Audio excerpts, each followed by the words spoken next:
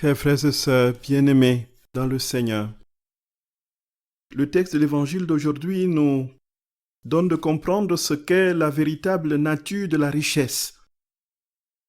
Jésus est au temple et il enseigne, et il voit des gens qui viennent mettre de l'argent dans le trésor du temple. Et parmi eux, il y a une petite veuve de rien qui vient donner une seule petite piécette. Cette piécette, comme le Seigneur lit au tréfonds des âmes, il a trouvé qu'il s'agissait de la dernière piécette de cette veuve qui lui aurait permis de survivre encore quelques heures avant de connaître la disette définitive. Parmi eux, il y a des pharisiens qui viennent, avec toute ostentation, mettre de l'argent dans le tronc, peut-être bien plus important que ce que cette pauvre veuve a déposé. Aux yeux des hommes, la piécette est absolument ridicule et les pièces importantes de monnaie jetées par d'autres sont naturellement louables.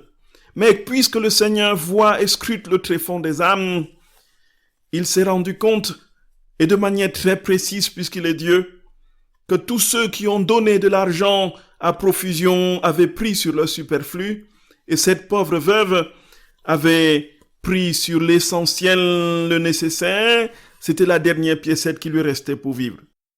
Frères et sœurs bien-aimés, nous sommes ici devant une situation complètement renversée du jugement des valeurs. Jésus ne regardera jamais la quantité des choses que nous aurons faites.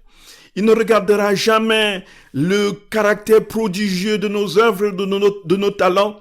Il regardera le tréfonds de notre âme, l'intention qui aura porté ce que nous avons posé comme acte. Et nous avons vu, frères et sœurs bien-aimés, que l'essentiel pour le Seigneur, c'était notre cœur. Et tout le reste à côté n'était que vanité. Tant que notre cœur n'était pas disséminé dans son amour, tant que notre cœur n'était pas infusé dans son amour, nous étions sur la pente de la vanité et de la perdition. Et quelle que soit la magnificence extérieure de nos œuvres, Dieu juge au cœur. L'homme voit aux apparences, mais lui, il regarde au cœur. Et c'est ainsi, frères et sœurs bien-aimés, que la véritable richesse n'est pas ce que nous croyons et que nous voyons, nous percevons et nous quantifions. La véritable richesse est spirituelle. C'est pourquoi, de toutes ces personnes qui venaient mettre de l'argent dans le tronc, c'est la veuve qui était la plus riche, en définitive.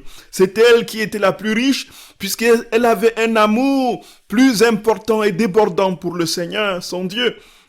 Et il s'ensuit que tout ce qu'elle pouvait avoir, elle avait misé sur Dieu. Tout ce qu'elle était, elle avait misé sur Dieu. Tout ce qu'elle pouvait faire, elle avait misé sur Dieu.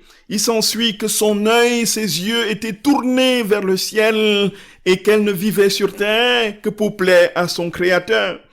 Il s'ensuit, frères et sœurs bien-aimés, que Saint Paulin de Node, au IVe siècle, peut dire « Mais elle, plus pauvre peut-être que beaucoup de pauvres, puisque toute sa fortune se réduisait à 2 pièces de monnaie, elle était plus riche dans son cœur que tous les riches.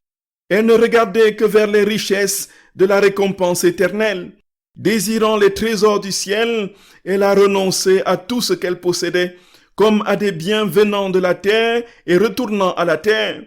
Elle a donné ce qu'elle avait pour posséder ce qu'elle ne voyait pas. Elle a donné des biens périssables pour acquérir des biens immortels. Cette petite pauvre n'a pas oublié les moyens prévus et disposés par le Seigneur pour obtenir la récompense future. C'est pourquoi le Seigneur, lui non plus, ne l'a pas oublié. Et déjà le juge du monde a prononcé d'avance sa sentence. Il fait l'éloge de celle qu'il doit couronner au jour du jugement.